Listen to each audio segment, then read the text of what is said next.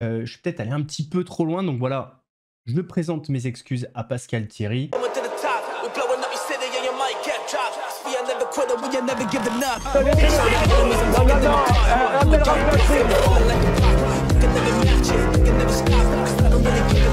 fumez, monsieur. Le football, il a changé. Oui, peut-être. Ouais, c'est Laurent de la Mousse, bienvenue aujourd'hui pour une belle vidéo. J'espère que tout le monde va bien, messieurs, dames, aujourd'hui. Je peux pas vous promettre que ça va être la vidéo la plus divertissante, mais alerte au gogol. D'ailleurs, j'ai un petit service à vous demander. Hier, j'ai sorti une vidéo sur Candace Owens. Je me suis fait démonter en commentaire, alors que je m'appuie juste sur des sommités scientifiques dans leur domaine, mais bon, peu importe. N'hésitez pas à aller voir la vidéo. Je vais pas vous demander de mettre un pouce bleu si vous ne croyez pas à ce qui est dit dans celle-ci.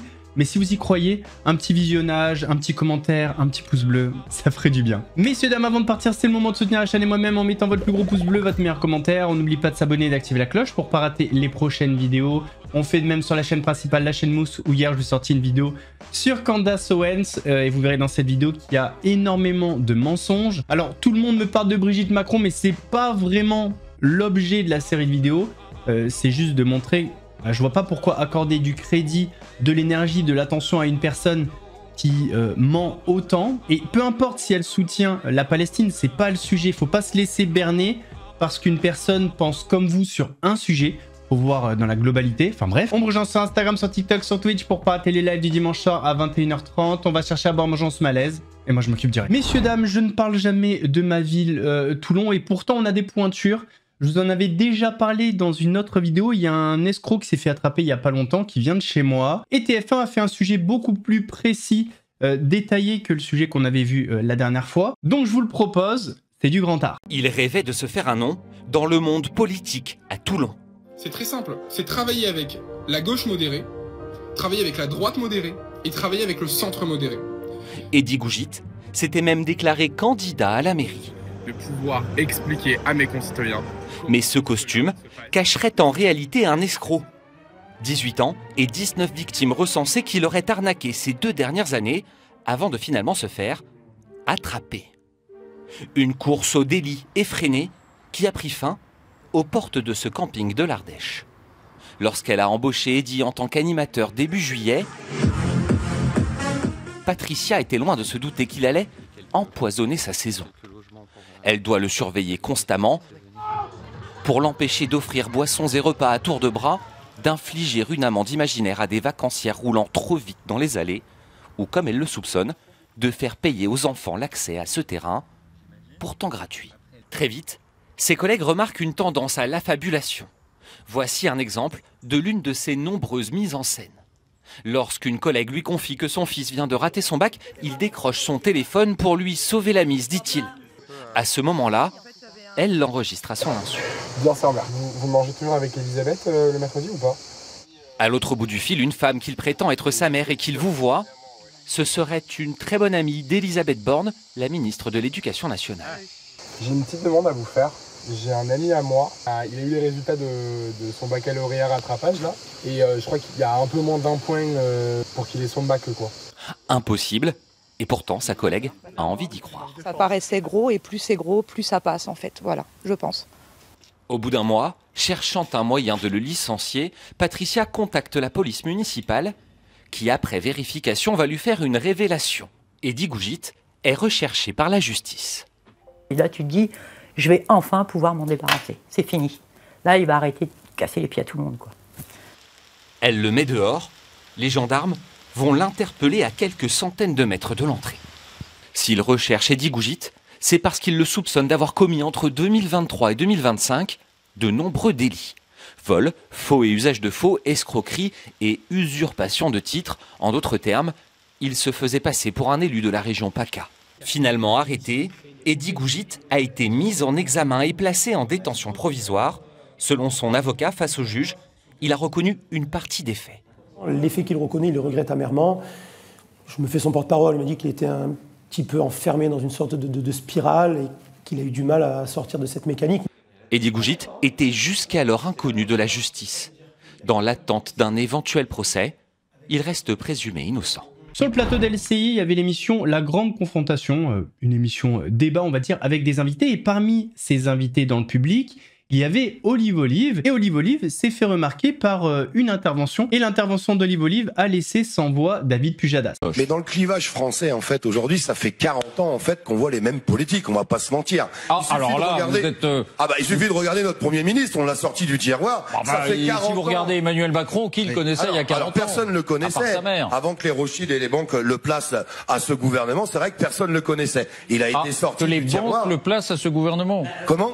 Que les banques le placent? Il a été placé par les banques et les Rothschild quand même, Macron. On est tous au courant. Non, il a été élu. Alors là, attendez, là, le débat prend une autre tournure. Il a quand même été élu au suffrage universel. Je dis pas qu'il a pas été élu. Vous pouvez considérer que c'est chose négligeable. Non, mais là, on va pas s'engager dans ce débat-là. Sur le plateau de TBT9, qui au final, une copie conforme de TPMP, Mathieu Delormeau s'est exprimé sur son addiction et sur son passage à vide. J'appelle une chaîne et je leur dis, vous avez vu, les gens m'aiment bien. Et la chaîne me répond, donc cette personne dans cette chaîne, qui est un autre groupe, un très gros groupe avec des infos, tout ça. Et ils m'ont répondu, les gens t'aiment bien, mais les chaînes ne t'aiment pas. Voilà. Je fais le tour des chaînes, elles me massacrent la tronche. Même en tant que producteur, parce que tu produis aussi. En producteur, ils m'ont même dit, mais t'étais avec Hanouna. Ouais. Et bien maintenant, tu sais quoi? Maintenant que t'es plus avec lui, que t'es plus protégé par lui, on t'enlève tes prods. Ouais.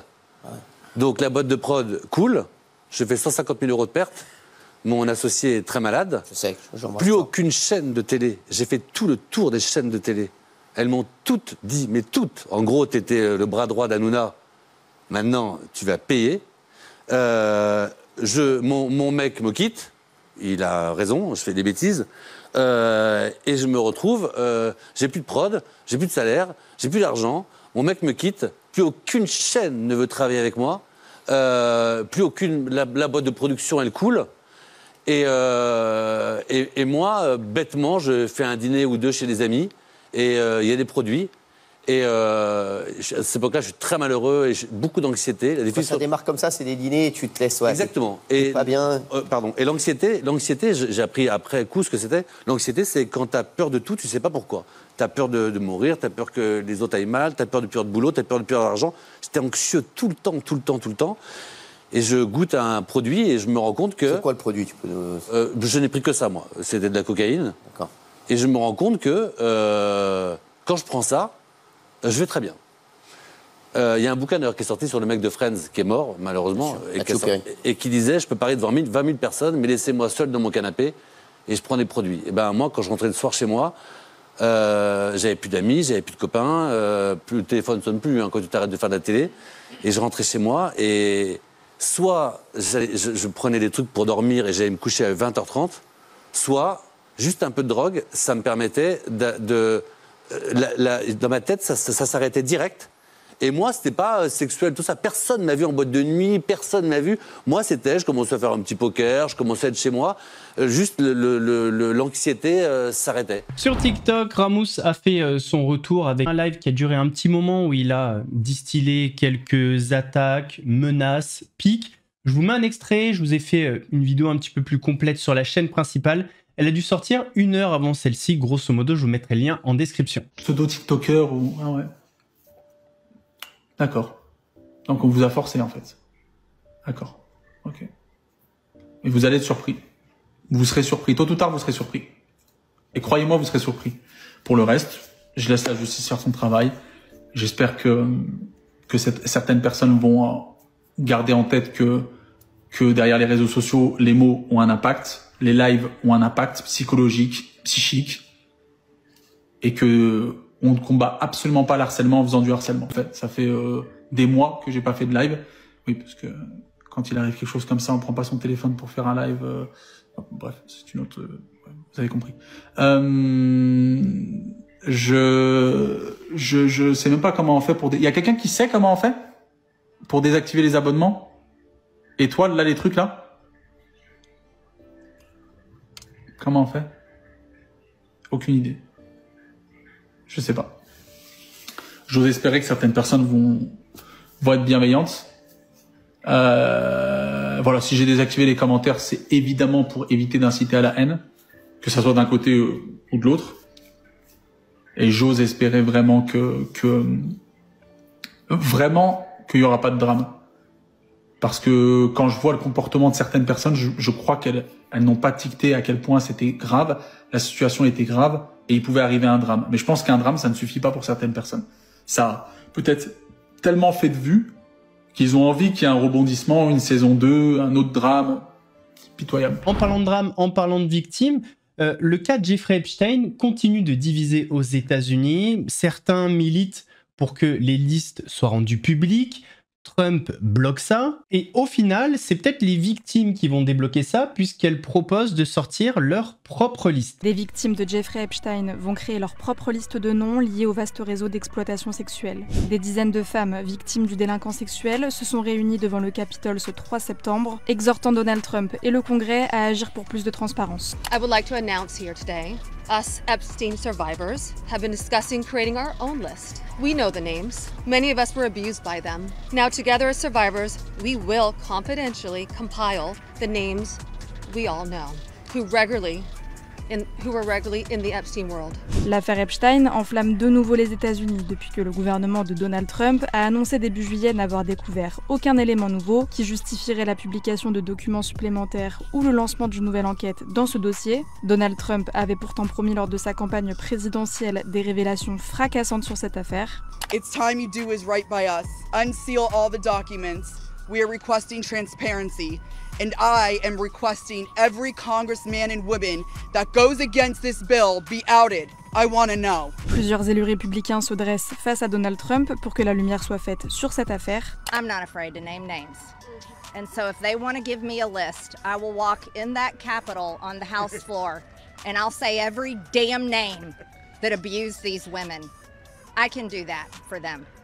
And I'd be proud to do it. Jeffrey Epstein, financier new-yorkais, est mort en prison en 2019 avant son procès pour crime sexuel. Sa mort par suicide, selon les autorités, a alimenté d'innombrables théories du complot, selon lesquelles il aurait été assassiné pour empêcher d'impliquer des personnalités de premier plan. Dans les documents figurent entre autres Bill Clinton, le prince Andrew ou encore Michael Jackson. Des victimes de Jeffrey... Je voudrais profiter de cette vidéo pour m'excuser auprès de Pascal Thierry. C'est vrai que je ne l'ai jamais fait. Je me suis pas mal moqué. Je suis peut-être allé un petit peu trop loin. Donc voilà, je présente mes excuses à Pascal Thierry. J'ai entendu les remontées, j'ai entendu les remarques et peut-être que je suis allé trop loin. Et je me dis aujourd'hui, c'est quoi la prochaine étape? Je vais reprocher à Pascal Thierry d'avoir comparé les musulmans à un quad? Non, quand même pas. Alors, si vous êtes comme ce quad, Sportsman Polaris 570, je retourne ça. Donc, si vous êtes comme ce quad Sportsman Polaris 570 qui grimpe aux arbres et qui démarre, même sans avoir roulé pendant un mois, ça démarre au quart de tour, ça grimpe aux arbres. Si vous êtes comme ce quad, c'est que très certainement, vous êtes musulman et que vous êtes à fond dans ce que vous faites. Donc, mes frères et sœurs, aujourd'hui c'est vendredi, joue-moi Moubarak à vous. J'aime la mécanique, j'aime bien lier l'utile à l'agréable. Donc c'est pour ça que je vous parle de deux choses qui me tiennent à cœur. Voilà, c'est Sportsman qui a 7900 €, il est 2020, il a 7000 km. Les pneus sont neufs, les amortisseurs sont neufs, la révision vient d'être faite. Donc, si ça vous intéresse, c'est sur WhatsApp. Sinon, mes musulmans... Donc voilà, mea culpa, je m'excuse d'avoir dit que Pascal Thierry utilisait les musulmans pour faire du contenu. C'est ma faute. En ce moment, on parle beaucoup de politique en France, mais également en Irlande, où un ancien combattant professionnel de MMA, que dis-je, une légende de l'UFC, Conor McGregor, veut se présenter pour être président de l'Irlande. Moi, j'imagine bien le programme. T'es pas d'accord? Clap dans ta gueule. J'aime pas trop votre proposition. Uppercut. Ireland under my tenure. The will of the people will be heard, and that we declare the right of the people of Ireland. Ireland under my tenure, the will of the people will be heard, and that we declare the right of the people of Ireland to the ownership of Ireland and to the unfettered control of Irish destinies. Good morning, citizens of Ireland. I'm here today outside the office of the Taoiseach and Taoiseach, where we are over 200 days into the formation of current government. In these times, this government has cost us our peace of mind, our security, our hope for the future, and the general well-being of Irish citizens nationwide has decreased dramatically, whereby we have seen the homelessness of Irish children risen to levels unprecedented, proving this government's whereby we have seen the homelessness of Irish children risen to levels unprecedented, proving this government's refusal to abide by and respect our proclamation, and where all children of Ireland are to be cherished. Instead, our children abandoned. This incompetent failure of future generations has been accompanied with an intense influx of mass migration into an already severed system. Our tourism has sharply declined, while danger on our streets has risen. Ireland, as a master of martial combat, a solution-driven man, you will hear me speak on a problem but once, then it is action towards solution. Ireland, under my tenure, the will of the people will be heard. You will hear me speak on a problem but once, then it is action towards solution. I urge all our citizens to be of the same. Today, Ireland, I am outside these gates of these appointed officials, but as your head of state, you empower me to enter these buildings on your behalf. A president face to face with government officials with only one priority: to ensure that the country our founding fathers gave their life for is strictly adhered to on behalf of its citizens. Et en parlant de combattants, parlons de Sebi Dadi et Ilan. Ils vont faire un nouvel événement. Alors c'est plus avec Guillaume Pelletier. Il y a eu pas mal d'histoires. On en fera peut-être une vidéo un jour. Mais là, ils vont faire un nouvel événement. Alors ça s'appelle plus l'Influence Fight Club, mais l'International Fight Club. On est toujours sur un casting, comme sur la deuxième édition, un casting très tiktokesque, on va dire, très clownesque. Et là, apparemment, Sebi Dadi devrait affronter un ancien candidat de télé-réalité qui s'appelle Ricardo. Eh, ça n'a jamais été un bagarreur. Moi, je suis un mec violent, moi. Lui, c'est un gentil. Et je vais vous le prouver. Je vais vous le prouver que c'est un gentil dans la cage. Attends, Seb, je suis désolé. Là, je viens de faire un sondage. Je vais le refaire pour être sûr. Je vais le refaire. Les gars, et je vais changer. Les gars, pour vous, qui gagne entre Sebi et Ricardo? Sebi bleu, Ricardo rouge. Écoute le sondage. Ricardo rouge, Sebi bleu. Qui gagne? Ricardo rouge, Sebi bleu. Pour vous, qui gagne dans la cage? S'il y a un combat en cage, octogone. Ricardo rouge, Sebi bleu. Ah ouais, frérot, même comme ça. Regarde ces tableaux, frérot. Regarde ces tableaux, frérot, ils sont en béton armé. Tu sais ce qu'on dit? Tu sais ce qu'on dit dans mon club? Regarde ça, en béton armé. Puissance de frappe 350 kW. Une patate, un double vitrage, je l'explose. Je t'en mets une, pas deux, tu tombes. J'ai montré à toute la France que t'es tout doux. Non mais là, c'est les gens, ils veulent te voir gagner, Ricard, là. Les gars, tapote. Oui. Les gars, à 50 000 likes, ça part en couille. Les gars, tout le monde tapote sur l'écran. Tout le monde tapote sur l'écran. On est 2000 sur live. Tout le monde tapote sur l'écran. Et republier le live. Tout le monde republie le live. Là, c'est du vrai show. Les gars, à 5000 viewers, croyez-moi, on valide le combat. Moi, je valide le combat. Dès qu'on est 5000 dans le live, on valide le combat. Mais frérot, il faut que ce fragile ici, frère. Je vais lire le contrat, je suis pas un imbécile non plus, je vais pas signer à l'aveugle. Hein. Allô, donne-moi la journée, demain soir, je donne ma réponse. Demain soir, je donne ma réponse. Pourquoi tu fais l'excité? Demain soir, je donne ma réponse. Tu fais l'excité en télé-réalité, frérot. Alors que t'es un petit gentil, toi. T'es un petit mignon. Ça s'appelle un recadrage. J'en ai recadré certains et apparemment, c'est toi le prochain, frérot. Je te fume, frère. T'arrives dans la cage, je te fume. C'est bon maintenant? Vas-y, va signer le contrat. Ouvre ton mail, signe le contrat, je t'allume. On aimerait tous voir Sebi Dadi se prendre un énorme KO et qui se la ferme à jamais quand même. Alors même si on n'est pas pour Ricardo, signe le contrat, entraîne-toi dur. Bon, en même temps, je crois que l'événement il est en octobre ou je sais pas quoi. On est déjà en septembre, l'autre fait pas de sport de combat, mais bon bref, déchire-le, même si je suis pas fan de toi, s'il te plaît, déchire-le. Ce soir, messieurs, dames, ne ratez pas sur RMC Sport, l'UFC Paris. La France a rendez-vous avec son histoire.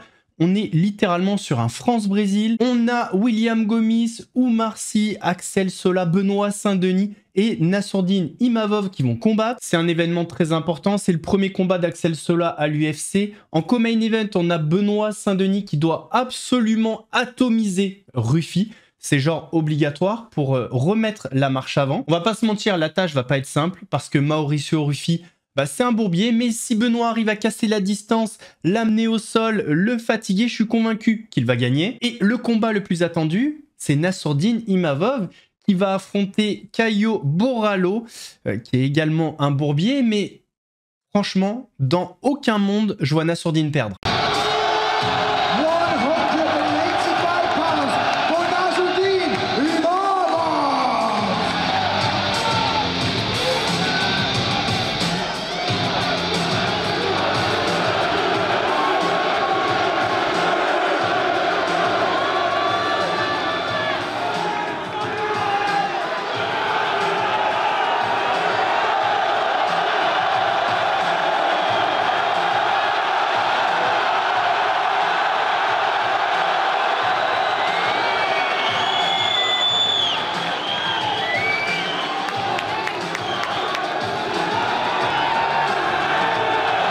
Donc ce soir, Cocorico, on va supporter nos Français à partir de 20h. De toute façon, vous savez où me trouver. Je vais pas bouger de la télé. Messieurs, dames, on arrive à la fin de cette vidéo. J'espère qu'elle vous a plu. Si c'est le cas, votre plus gros pouce bleu, votre meilleur commentaire. On n'oublie pas de s'abonner et d'activer la cloche pour pas rater les prochaines vidéos. On fait de même sur la chaîne principale, la chaîne Mousse, où j'ai besoin de soutien, là sur la vidéo d'hier sur Candace Owens. Donc on la laisse tourner, un petit pouce bleu, un commentaire, ça fera le taf, ça sera énorme. Remerciements éternels, on me rejoint sur Instagram, sur TikTok, sur Twitch, pour pas rater les lives du dimanche soir à 21h30.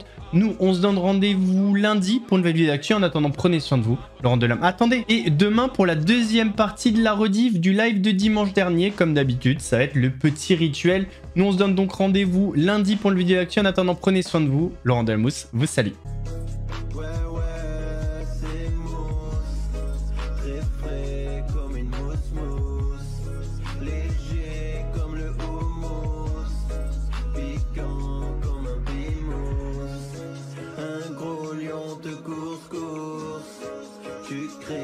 T'as la fausse, j'arrive à la rescousse.